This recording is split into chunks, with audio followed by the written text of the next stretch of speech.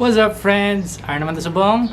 And now we're going to do problem solving sa tanan natin nga topics nga napang-discuss na.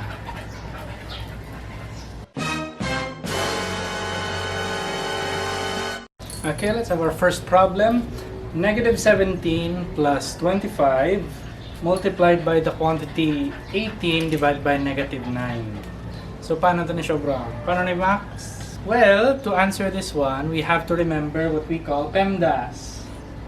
Parenthesis, exponent, multiplication or division, addition, or subtraction. Let's start with the parenthesis. Do we have something here in parenthesis that we should do first? We have 18 divided by negative 9, so let's do that. Positive 18 divided by negative 9. 18 is positive, negative 9 is negative. They have opposite signs. If you are dividing integers with opposite signs, the answer will be negative. Ang aton nga mnemonic nga gingamit dira, good things leaving is bad. So let's try that. Let's continue this one over here. I'm just going to copy negative 17 plus 25 times 18 divided by negative 9 is negative 2. And this is now our new equation. After you're done with the parentheses, you go to either multiplication or division. Depende kung anong nauna. Wala tasang exponent, so dirito na gritso. But in this case, we have multiplication, so we will do that first. 25, i-multiply to siya sa negative 2. So 25 times negative 2, that is negative 50. So I'm just going to copy negative 17, and then positive 25 times negative 2 is negative 50. Now, what we're left with here is a subtraction operation. Si 50 na priso. Since na priso si 50, okay, because of prayer, nag-change si 50. Imbis nga positive 50, it will now be negative 50. So negative 17 plus negative 50, they have the same sign, so we add and keep. 17 plus 50, that is 67, and then we keep the sign, meaning negative 67. And that is our final answer. Let's proceed to next. Alright, so again, next problem. Find for the prime factorization of 210 and 92. For this problem, I'm going to show you the two methods again of finding for the prime factorization. Let's start with 210. We're going to use the factor tree method for 210. Ang 210, it ends in 0, so meaning 210 is 21 times 10. 21 is 3 times 7, and 10 is 2 times 5. I-arrange na lang sila. 210 equals 2 times 3 times 5 times 7. And that is the prime factorization of 210. Now I'm going to show you continuous division in solving for the prime factorization of 92. So 92, continuous division, 92, it's divisible by 2. So this one will be 46. 46 is divisible by 2. So divide siya by 2. This will become 23. Can we use another number that can divide 23? Well, wala naman sang iban aside from 1 and 23. So meaning 23 is already prime. So the prime factorization of 92 is 92 equals 2 times 2 times 23. This is the prime factorization of 92, and this is the prime factorization of 210. Diba? This is the factor tree method, and this is continuous division. Alright, we're moving along. Next. Alright. Sige, so medyo laba-laba ni siya. Tomas has 2 bags of gold nuggets that he wants to divide evenly into smaller bags. If the bags contain 84 and 96 gold nuggets, and are grouped into the biggest number of nuggets per bag. How many nuggets are in each bag? Okay?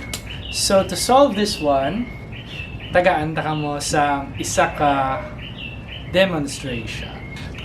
Yeah!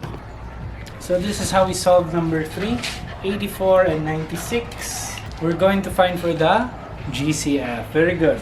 So 84 and 96, paano ko ng GCF? I'm going to use the continuous division method.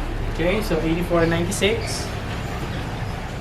Ano ang makadivide sa 84 kag 96? They are both divisible by 2. 84 divided by 2, that is 42. 96 divided by 2, that is 48. They are both divisible by 2. Okay, so this is 21. 48 divided by 2, that is 24. Ano ba yung makadivide sa 21 kag 24? 3. Divided by 3, this is 7. 24 divided by 3, 8. There is no more common divisor that can divide 7 and 8. So, our GCF is 2 times 2 times 3.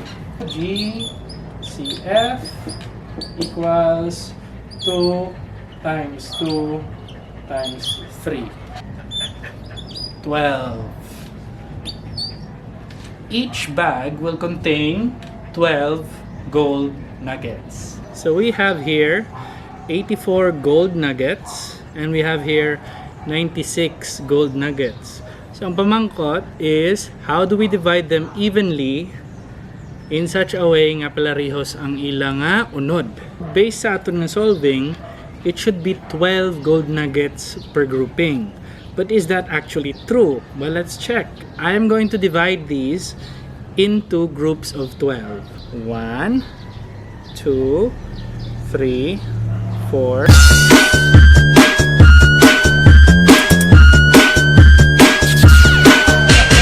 11, 12. Sakto. Let's proceed to number 4. Okay, sige. Problem number 4.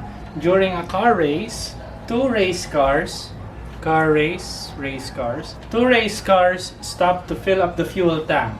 One does it every 4 laps and the other every 5. When the race begins, after how many laps will they meet first at the fuel station? If they travel at the same speed. Paano ito ni-answeran? Demo time. Shum!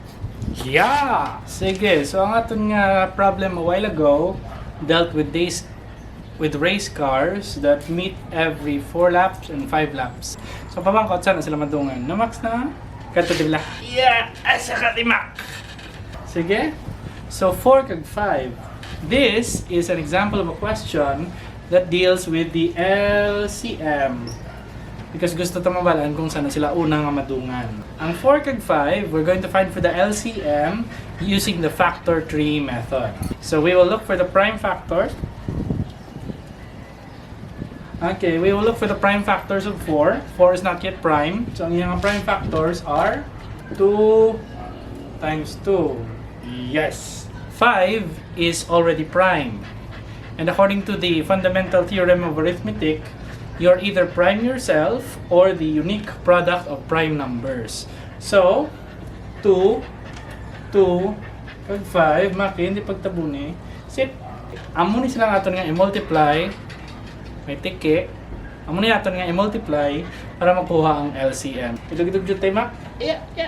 Idug-idug jud tay. LCM is equal to 2 times 2 times 5. So 2 times 2 times 5, that is 20 laps. Okay, so the two race cars will meet after 20 laps for the very first time sa fuel station. Sila madungan. Two race cars and a gas station or a fuel station basta. And according sa aton nga problem, ang isa every 4 laps siya gapagasolina. So, for example, 1, 2, 3. sa 4th lap, dira siya mapagasolina. The other car naman niya every 5 laps. So, for example, 1, 2, 3, 4. 5 laps, dira siya mapagasolina. Ang pamangkot is saan o sila madungan after they start the race. Let's demonstrate that. So, 1, 2, 3, 4. Okay, siya ne, makadto siya sa gas station, are wala. Okay, so 1. This one is lap 5. So sa lap 5, siya naman ang makadto sa gas station. 6, 7, 8. Siya naman ang makadto sa gas station. 9, 10. Siya naman ang makadto sa gas station. 11, 12. Siya naman ang makadto sa gas station. 13, 14, 15. Siya naman ang makadto sa gas station. 16. Siya ang makadto sa gas station. 17, wala na to. 18, 19, and 20. They will both be at the gas station at the very same time. So yes. Sakto na sa Mac na. After 20 laps sila madungan. And that's how you use the LCM. Hey guys, thank you so much for watching. That was the season finale of season 1 of Nag-iisip-nayan. I'll see you next season. Thank you so much for listening sa akon nga tripping. Thank you so much to everyone nga nag-watch, tanan nga nag-comment, tanan nga nag-suporta. Please make sure to share this with your friends. Please make sure to share this with your friends. So this is for free. I'm not getting paid. Puro namin gitane. Sige, that's it. Maraming salamat po. I'll see you guys next season on Nag-iisip na yan.